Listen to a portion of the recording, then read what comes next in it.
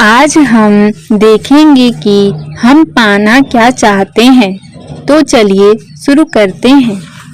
हमारा असली स्वरूप, हमारी आत्मा असीम है, इसकी कोई सीमा नहीं है, परंतु हमने अपना ध्यान उस अनंत और पूर्ण स्वरूप से हटाकर समय और सीमाओं में बांधे अपने देह रूपी की सामान्य परिस्थितियों की ओर मोड़ लिया है। जब तक हमारा ध्यान अपनी असलियत की ओर से हटा रहेगा, हम दैत्य में फंसे रहेंगे। हम उस परम आनंद से सदा अनजान रहेंगे जिसे हम पा सकते हैं। संसार और इसकी वस्तुओं में उलझकर हम अपना जीवन बर्बाद कर देते हैं। बार बार हम इस भौतिक जगत की माया और भ्रम का शिकार होते रहते हैं। सूफी संत मौलाना रूम कहते हैं कि हमारी हालत उस सेवक जैसी है जो अपने राजा के हुक्म से खास काम के लिए किसी दूसरे मुल्क में जाता है। वह सेवक उस मुल्क में जाकर कई विचित्र और अद्भुत कार्य करता है और फिर अपने राजा के पास लौट आता है। राज दरबार में राजा उससे पूछता है, क्या तुमने वह काम किया जिसके लिए मैंने तुम्हें भेजा था? सेवक जवाब देता है, मालिक, मैं आपका बड़ा आभारी हूँ। जहाँ आपने मुझे भेजा था वह एक अद्भुत स्थान था। वहाँ मेरी मुलाकात एक सुंदरी से हुई और मैंने उससे शादी कर ली। फिर हमारे बच्चे हुए और उनके साथ हमारी जिम्मेदारी बढ़ गई। इसलिए मैंने एक दुकान खोल ली। राजा बीच में टोक कर पूछता है, परंतु उस काम का क्या हुआ जिसके लिए मैंने तुम्हें भेजा था? तुमने वह काम किया या नहीं? मैंने तुम्हें शादी करने या बच्चे पैदा करने, धन कमाने या फिर किसी दूसरे काम धंधे में फंसने के लिए नहीं भेजा था। सेवक शर्मिंदा होकर सिर झुका लेता है और कहता है, मालिक, मुझे बहुत अफसोस है, मैं तो भूल ही गया था। राजा फिर से पूछता है, तुम वही कार्य करना कैसे भूल गए जिसके लिए तुम्हें भेजा गया था? अब तुम्हें उसी काम के लिए दोबारा जाना होगा और यही वजह है कि हमें भी इस दुनिया में बार बार भेजा जाता है।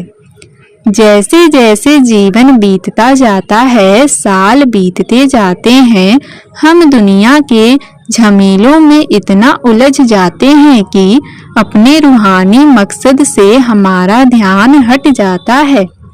इस तरह हम दुविधा में पड़ जाते हैं कि हमारी प्राथमिकताएं क्या हैं। हम यह भी नहीं समझ पाते कि हमारे लिए क्या जरूरी है और क्या नहीं। हमारे लिए भजन सिमरन करना निहायत जरूरी है। अगर हम बाकी सब कुछ भूल जाएं, परंतु भजन सिमरन करना याद रखें, तो हमारे जीवन में सब कुछ अपने आप ठीक हो जाएगा।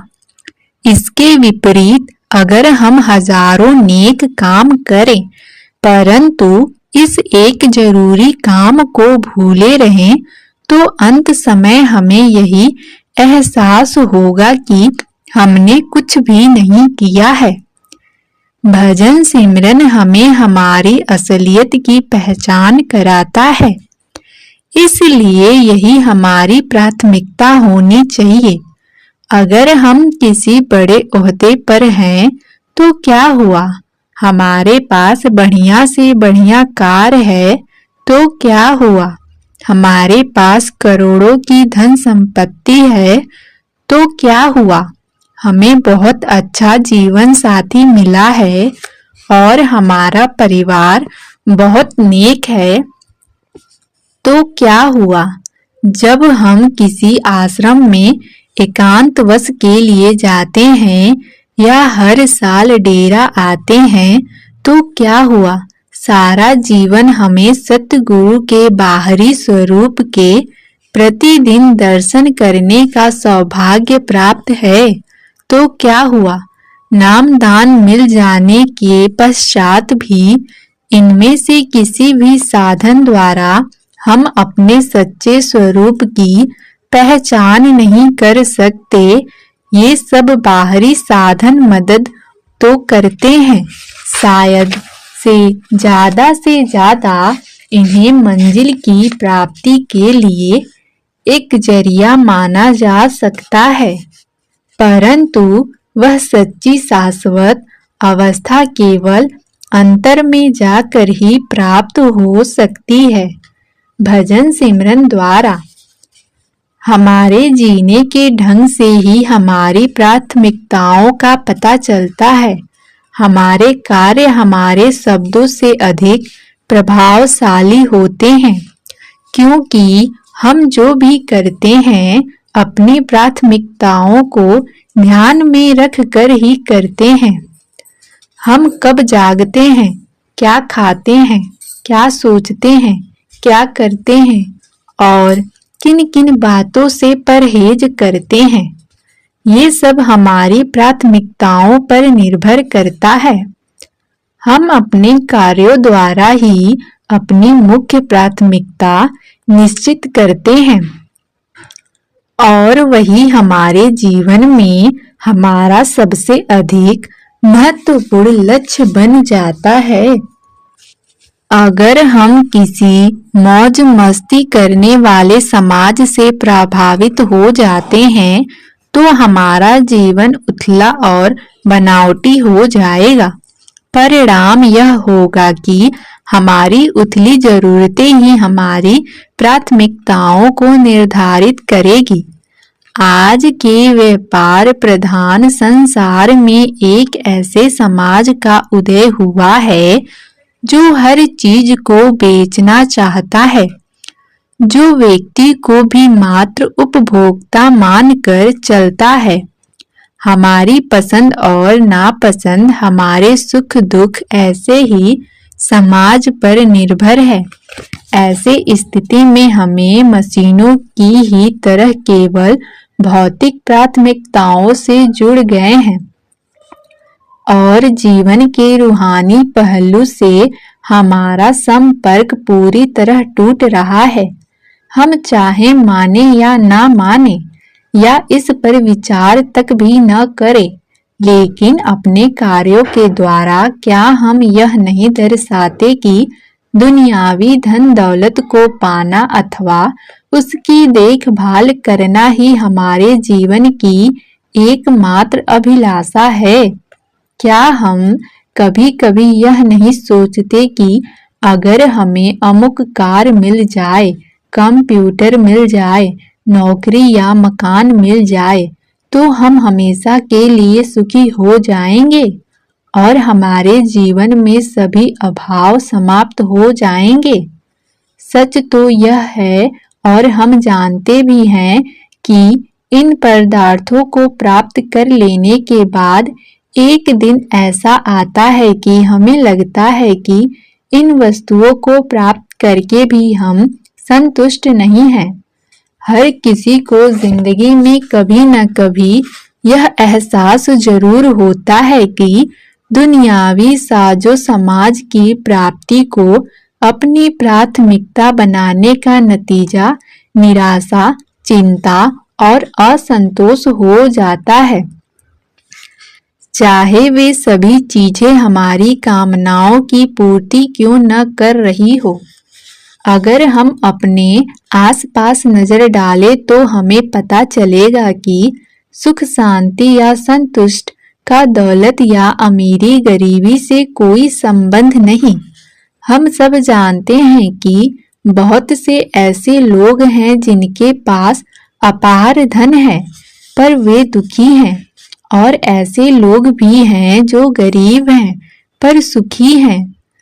इसके विपरीत ऐसे अमीर लोग भी हैं जो सुखी हैं और ऐसे गरीब भी हैं जो दुखी हैं बजाय धन दौलत के। क्या हमारी संतुष्टि का दर्जा और जीवन में हमारा नजरिया ज्यादा मायने नहीं रखता? अगर हम यह सोचते हैं कि धन दौलत ही जीवन की समस्याओं का एकमात्र समाधान है, तो हम अपनी रूहानी जिंदगी और शायद अपनी सेहत, अपने उसूलों और अपने परिवार तक की कुर्बानी देकर केवल पैसे के लिए काम करते करते मर जाएंगे, चाहे हमारे पास कितनी भी चीजें क्यों ना हो जाए। किसी चीज की भी कमी ना हो तो भी इनसे मन की शांति प्राप्त नहीं होती।